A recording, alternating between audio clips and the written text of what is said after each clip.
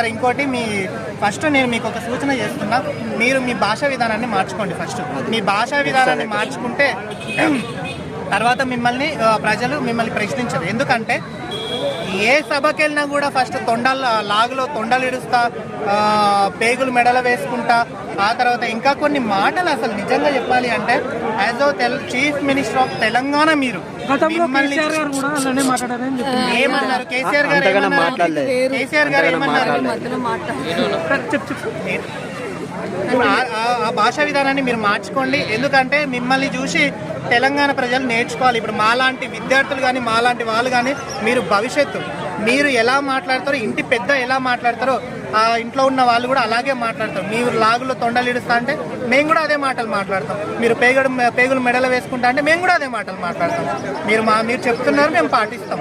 అంతేం లేదు. అంటే ఈ 2026లోనైనా మారతారంటారా?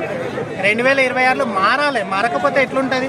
మారాలి ఖచ్చితంగా. మన ప్రెస్ మీట్లో చెప్పారు, ఇక మీదటి నుంచి నేనేం మాట్లాడను అని చెప్పి చెప్పారు.